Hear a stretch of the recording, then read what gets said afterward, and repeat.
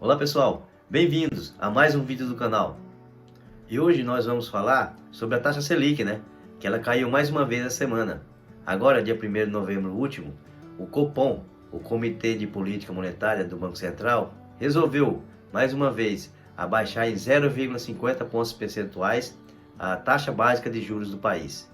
Se você se interessou pelo assunto e quer saber qual é o efeito que a queda da Selic tem em relação aos nossos investimentos, fique com a gente até o final do vídeo e eu te convido, se inscreva no canal, deixe seu like, compartilhe, ative as notificações para começar a receber os novos vídeos do canal. Agora você que é inscrito ou inscrita aqui do canal, eu te agradeço e te peço, venha comigo até o final do vídeo também, que vai ser muito interessante. E não se esqueça de deixar o seu like, tá ok? Então pessoal, vamos deixar de enrolação e vamos ao conteúdo após a vinheta. Pessoal, uma das coisas importantes que devemos saber ao começar a investir é o que são os juros real, que é o que realmente a gente ganha descontando a inflação nos nossos investimentos. A taxa de juro real é um dos conceitos fundamentais da economia e dos investimentos. Ela representa o custo do seu dinheiro e te mostra qual será o ganho real dos investimentos, descontando o efeito da inflação. Agora eu vou falar sobre algumas opções de investimentos em renda fixa, alinhadas à taxa de juros real. Então temos o Tesouro Direto, que são os títulos públicos do governo, que oferece opções de investimentos atreladas à inflação, como por exemplo o Tesouro IPCA+. Também tem os CDBs, Certificados de Depósitos Bancários. E alguns CDBs possuem a sua rentabilidade vinculada à inflação, sendo uma alternativa para investir na taxa de juros real. E também tem as LCIs, que são as letras de crédito imobiliário, e as LCAs, que são as letras de crédito do agronegócio. São investimentos isentos de imposto de renda, que podem ter os seus rendimentos atrelados à inflação também. Agora um aviso pessoal, para quem não sabe e deixa seu dinheiro aplicado na poupança, saiba que está perdendo dinheiro, pois a poupança é um dos investimentos, se é que podemos chamar assim, menos rentáveis que existem. Só para vocês terem uma ideia, a poupança equivale a um investimento em um CDB com rentabilidade de 85% do CDI, abaixo do praticado no mercado, pois encontramos no mercado com facilidade aplicações em CDBs com rentabilidade de 100% do CDI. Agora, só explicando o que é CDI, para quem não sabe. CDI é um certificado de depósito interbancário. É uma taxa de juros utilizada nos empréstimos entre os bancos. Também pode ser chamada de taxa DI, que equivale a Selic, a taxa básica de juros do Banco Central, só que descontado, 0,10 pontos percentuais. Então hoje, se a Selic está a 12,25% ao ano, o CDI ou DI está a 12,15% ao ano. Bom pessoal, agora vamos lá para o computador que eu vou mostrar para vocês notícias a respeito dessa terceira queda consecutiva da taxa Selic e qual é o efeito na economia e nos nossos investimentos. Bom, agora eu estou no site aqui InfoMoney para passar a notícia para vocês do impacto que essa queda da Selic tem nas nossas vidas. Então aqui diz, queda da Selic vai ter pouco crédito e as prestações, aponta o estudo. Segundo a ANAFAC, juro médio para pessoa física passará de 123,71% para 122,71% ao ano. Aqui a redução da taxa Selic, juro básico da economia, para 12,25% ao ano, decidida na quarta-feira, dia 1º, pelo Banco Central, barateará pouco o crédito e as prestações. Segundo a Associação Nacional dos Executivos de Finanças, Administração e Contabilidade, a ANEFAC, com impacto na ponta final diluído por causa da diferença muito grande entre a taxa básica e os juros efetivos de prazo mais longo, o tomador de novos empréstimos sentirá pouco efeito, sentirá poucos efeitos do afrouxamento monetário. Segundo a ANEFAC, o juro médio para a pessoa física passará de 123,71% para 122,71% ao ano. Para a pessoa jurídica, a taxa média sairá de 59,98% para 59,24% ao ano. A Selic passou de 12,75% para 12,25% ao ano. Então aqui eles dão um exemplo aqui, no financiamento de uma geladeira de R$ 1.500 em 12 prestações, o comprador desembolsará 0,39 centavos a menos por prestações e R$ 4,64 a menos no valor final com a nova taxa Selic.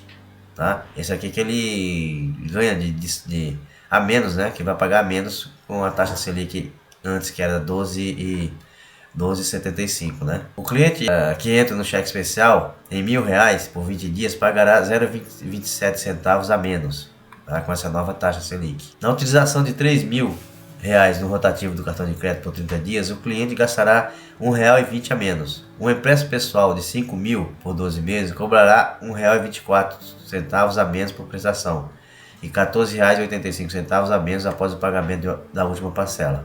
Tá? Então isso aqui eles fazem a comparação, tá? Com a taxa Selic atual e a taxa Selic passada, né? Que, como eles falam aqui, não está tendo muito diferença não, pouca coisa.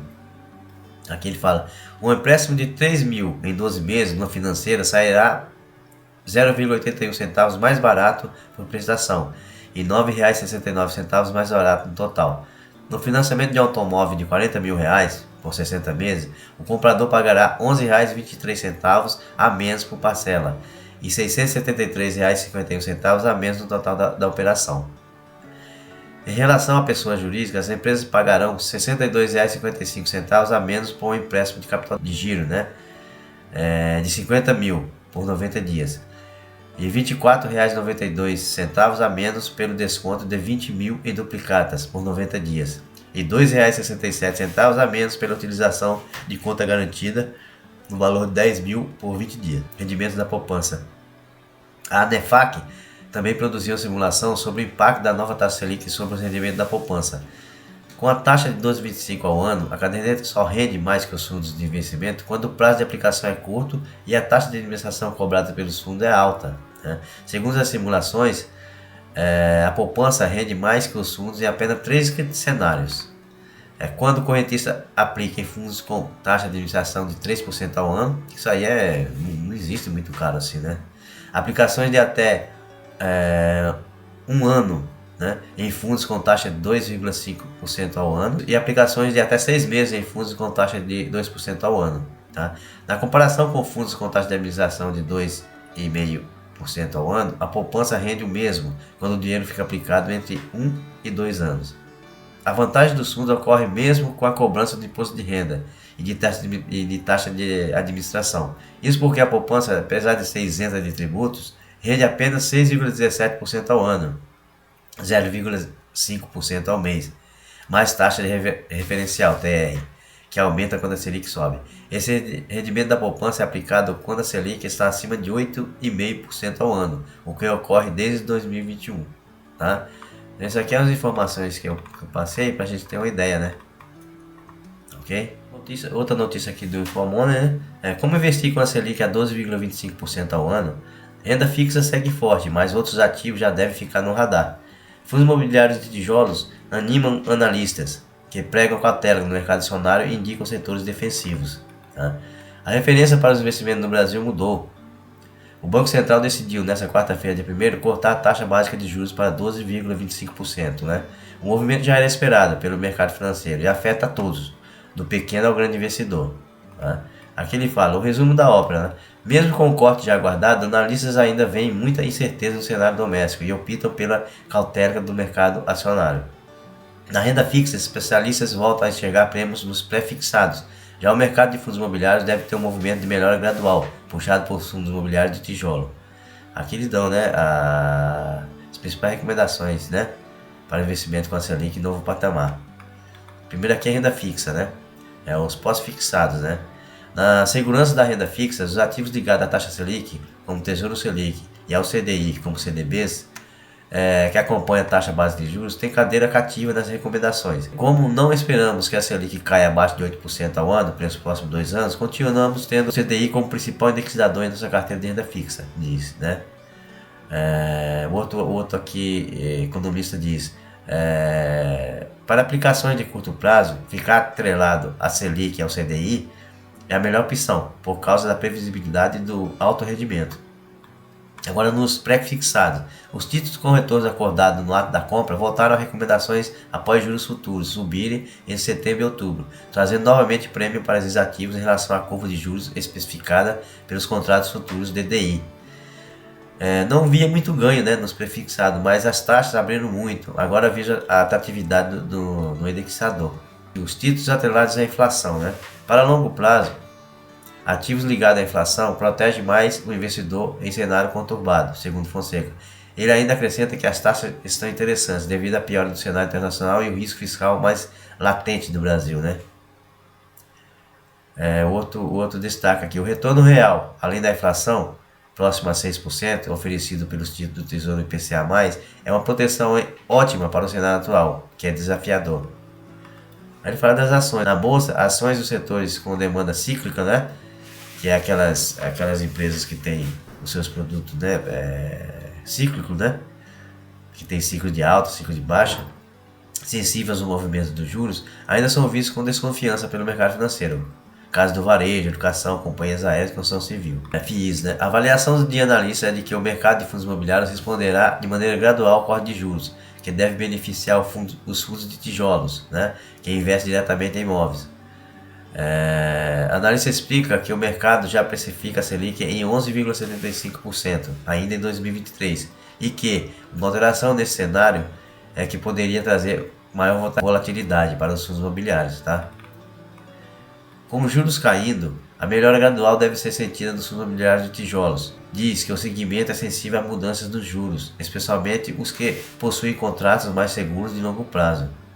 Ele destaca que os shopping centers, né, e galpões logísticos como segmentos que devem ser mais beneficiados nos próximos meses. Né? Então eles falam que os segmentos de shopping e os galpões logísticos que devem ser mais beneficiados. Né? Nos FIIs de shopping, os especialistas enxergam um bom potencial de expansão de operações já consolidadas, com acesso mais barato à linha de financiamento para obras e consumo aquecido. Nos galpões logísticos, a vacância baixa pode funcionar os aluguéis vigentes, o que engordaria os dividendos e causaria valorização das cotas.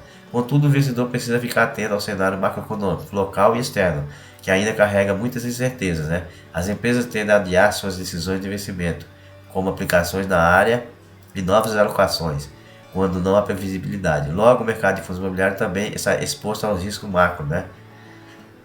Aí depois eles falam aqui do fundo de investimentos, né? Que são os fundos de infraestruturas, né? Os fundos de infraestrutura que investem em dívidas de empresas do setor seguem com boas opções para o investidor que quer diversificação. Fundos de crédito privado, né? Que investem em títulos de dívida de empresas não financeiras também estão na lista de recomendações do especialista. Tá bom, pessoal? É isso aí, mais essa notícia. Agora, pessoal, a última notícia aqui do Money Time tá dizendo, né, que com a Selic a 12,25%, o Brasil volta a ter a maior taxa de juros reais do mundo. Na quarta-feira, o primeiro Comitê Político Monetário Copom reduziu a Selic em 0,50 pontos percentuais. Com isso, a taxa base de juros deixa o patamar de 12,75% e vai para 12,25% ao ano. No entanto, apesar do corte promovido pelo Banco Central, o Brasil voltou até a maior taxa de juros reais do mundo. Né? Um levantamento realizado pela Money.io aponta que agora os juros reais do país ficaram em 6,90%.